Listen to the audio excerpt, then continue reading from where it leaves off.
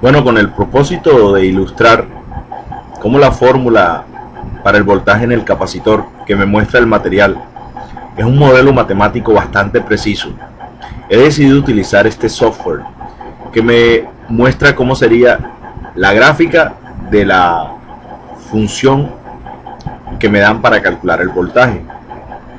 Si se dan cuenta, estoy utilizando exactamente la misma fórmula, con excepción de que he cambiado algunas variables. En vez de B, que es el voltaje en el capacitor, me tocó utilizar Y, y en vez de T, que es el tiempo que transcurre, he utilizado X. La curva de color verde representa el voltaje en el capacitor para cualquier tiempo.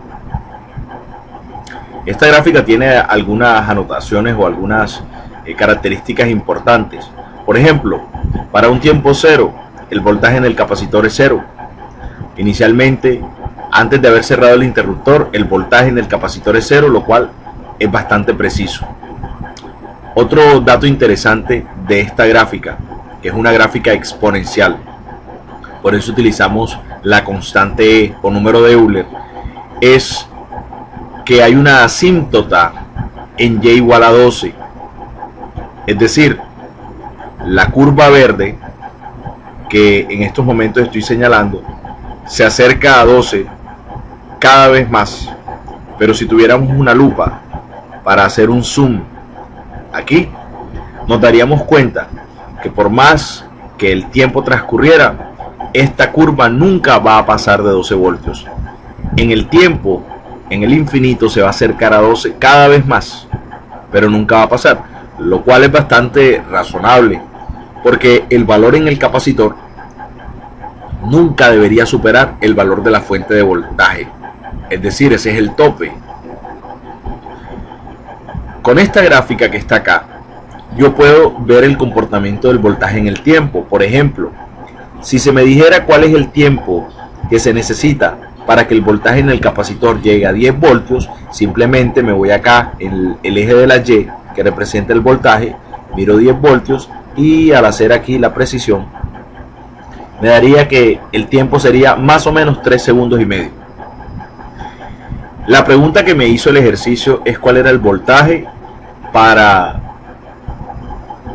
el tiempo transcurrido de 2 segundos una vez que el interruptor se cerraba. Entonces me voy aquí al tiempo en 2 segundos y aquí está. El voltaje más o menos es 7.5, yo diría que 7.6, que es un valor bastante parecido al valor exacto que nos da al reemplazar en la fórmula. Y digo parecido porque en esta fórmula, por la escala, me es un poquito difícil saber el valor exacto. Sin embargo, si utilizáramos una escala un poco más apropiada, con más divisiones, podría dar de alguna manera el valor más preciso. Quiero mostrarles algunos detalles de esta fórmula. Por ejemplo, ¿qué sucedería si en vez de tener una constante RC de 2, tuviéramos una constante de 1? Entonces, anticipo a lo que va a suceder en la gráfica. El tiempo que se necesita para que el valor de la fuente, para que el valor del capacitor sea el 63.2% del valor de la fuente, ahora no va a ser 2 segundos, sino 1 segundo. Por tanto, se espera que el valor en el capacitor aumente de una manera más rápida. Y ahí está. Es la gráfica de color morada que estoy mostrando aquí.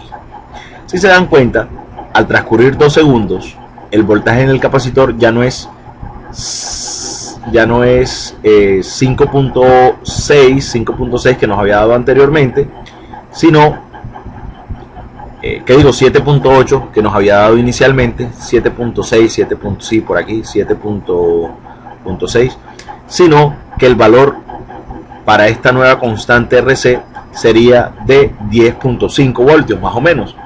¿Qué pasaría si por ejemplo el valor no fuera 1, sino que fuera medio segundo, digamos 0.5?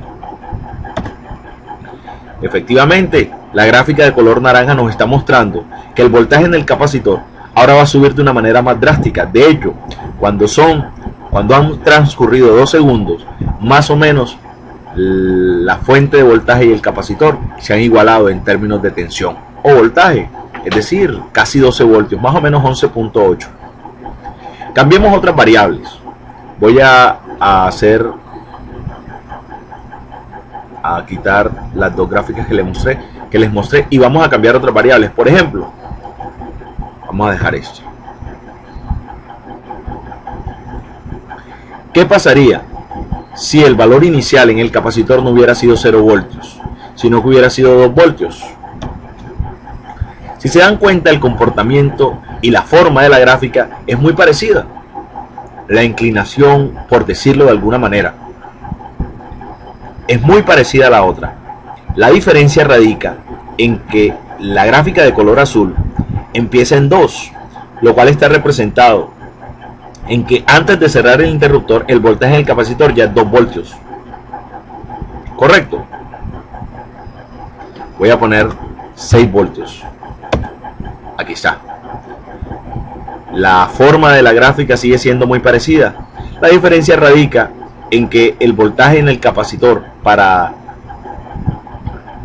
el tiempo cero es 6 voltios. Si se dan cuenta, esta fórmula representa un modelo matemático que se ajusta de manera muy precisa a la realidad del voltaje del capacitor. Espero que con esta explicación haya quedado claro un poco más este concepto. Bueno, ha sido un placer, seguimos en contacto.